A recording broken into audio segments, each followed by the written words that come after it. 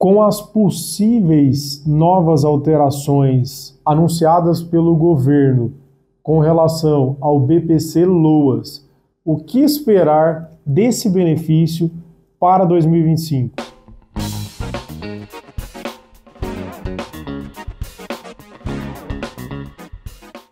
Bom, pessoal, o benefício de prestação continuada BPC-Loas é um benefício de cunho assistencial que é devido aos hipossuficientes, ou seja, aqueles que estão passando por sérias dificuldades financeiras, que são pobres no sentido jurídico da palavra e que ou tem elevada idade, acima de 65 anos, sendo homem ou mulher, ou tem alguma deficiência de qualquer âmbito, intelectual, físico, sensorial. E, em razão disso, do preenchimento desses requisitos, tem direito ao benefício assistencial BPC-Loas, que é um benefício pago mensalmente pela INSS, sem 13º, no valor de um salário mínimo, enquanto perdurar essas situações. Então, pessoal, vamos lá, vamos concentrar no que é hoje e o que pode vir a ser, que é, sinceramente, um problema aí para aqueles que buscam a concessão desse benefício. Espero, sinceramente, que essas mudanças não passem no Congresso, apesar de que elas ainda sequer foram apresentadas formalmente, mas, em sendo, eu espero, sinceramente, que elas não passem, porque esse benefício é um benefício muito importante para milhares de famílias brasileiras que, de fato, não têm condição de garantir dignidade. E dignidade é uma palavra que é garantida constitucionalmente para todos os brasileiros. Então, se a pessoa não tem possibilidade de ter essa dignidade, o Estado precisa fazer o seu papel e ajudá-la a ter uma vida minimamente digna. Por isso que eu sou contra qualquer alteração nesse benefício, no sentido aqui que o governo tem apresentado. Eu vou falar para vocês quais são essas mudanças. Então, pessoal, o benefício hoje ele é devido ao idoso ou ao deficiente e que comprovem essa situação de miserabilidade. O idoso, atualmente, ele não precisa comprovar incapacidade, porque o requisito dele é justamente ter uma idade mínima de 65 anos. Tá? Então, basta ele ter 65 anos e ter essa situação de miserabilidade, que a ele pode ser dado o direito de ter acesso a esse benefício e garantir, então, o que nós explicamos anteriormente, a tão esperada dignidade da pessoa humana. E aqui eu considero uma das mais preocupantes aí, possíveis alterações, porque aqui o governo quer que o idoso também comprove a sua incapacidade, o seu impedimento a longo prazo, a sua deficiência. Isso, pessoal, seria o mesmo que dizer que nós teríamos por extinto uma das modalidades do BPC. Porque nós temos BPC ao idoso e BPC ao deficiente. E como a própria palavra diz, ao idoso não é necessária a deficiência, assim como ao deficiente não é necessário a idade. Agora, se passa a ser exigido a comprovação da deficiência ao idoso, nós teríamos apenas uma modalidade de benefício assistencial, o BPC ao deficiente. Outra questão muito importante é justamente um dos requisitos, tanto ao BPC ao idoso quanto ao BPC ao deficiente, é a comprovação da miserabilidade. E para comprovar a miserabilidade, é muito importante se comprovar quais rendas são devidas para aquele, aliás, quais rendas foram apuradas naquele grupo familiar. E aí, pessoal, é muito comum no grupo familiar haver benefícios previdenciários ali dentro, muitas vezes no valor de um salário mínimo, como a aposentadoria por invalidez, como uma pensão, como um outro benefício de prestação continuada. E há uma intenção, hoje, falando de hoje, nós temos que esses valores, principalmente as aposentadorias e pensões do valor de um salário, são desconsideradas do cálculo da renda per capita, da renda por pessoa da casa.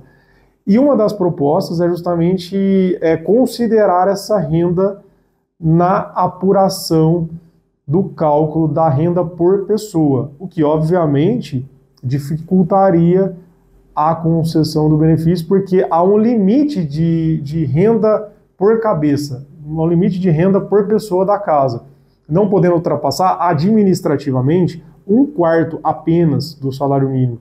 E jurisprudencialmente, ou seja, no Poder Judiciário, nós temos uma flexibilidade nesse requisito até meio salário. Mas, de toda sorte, é uma renda que vai passar a existir ali dentro do grupo familiar, que antes, muitas vezes, era desconsiderada, principalmente pelo Poder Judiciário. Então, é outra situação também preocupante. Outra alteração que se busca é que, atualmente, se os familiares não morarem sob o mesmo teto, mesmo que sejam familiares que a renda seria computada se morassem no mesmo teto, agora a intenção é que a renda desse familiar, mesmo que ele more em outro teto, seja computada na renda per capita do grupo familiar ali que está sendo analisado. Atualmente é exigido o cadastro único atualizado a cada 2 anos. Isso continuaria sendo exigido, o que é muito importante, aliás, porque ninguém defende, tá? E eu também não, que seja perpetuado o benefício para aqueles que eventualmente venham a perder os requisitos que antes preenchia.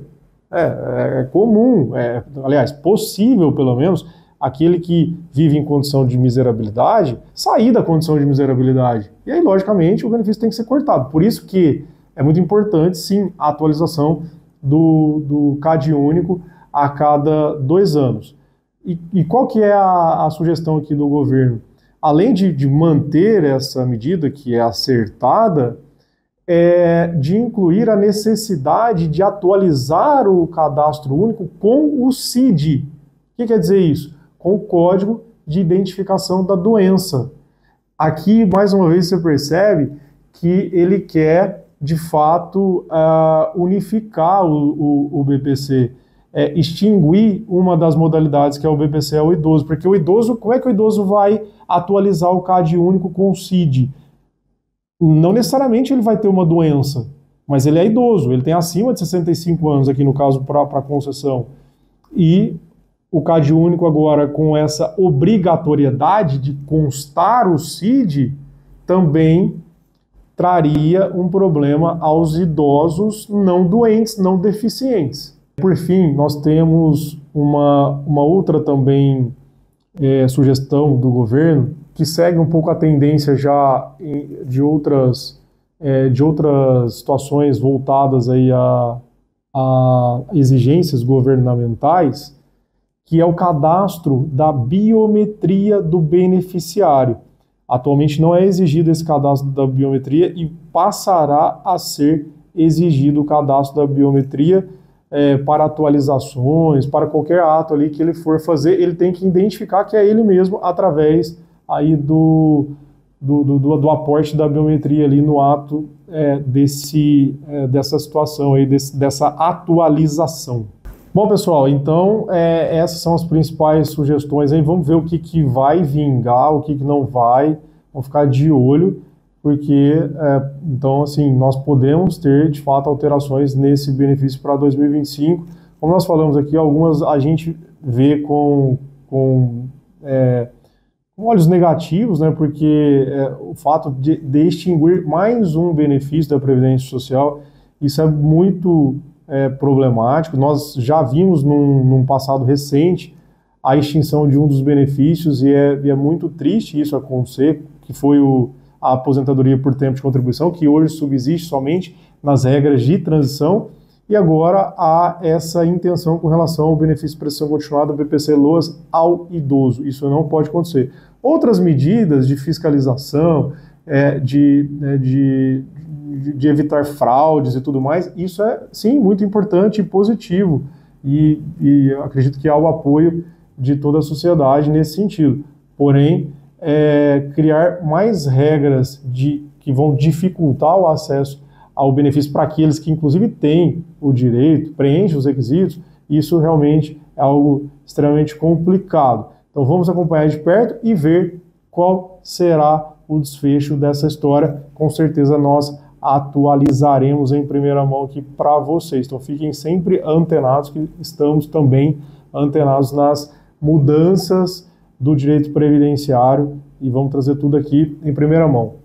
Eu convido vocês também a nos conhecer melhor lá no nosso site. Estamos no acadvogados.com.br e também estamos nas demais plataformas, YouTube, Facebook e Instagram, como OC Advogados. Será para nós um prazer nos encontrarmos por lá.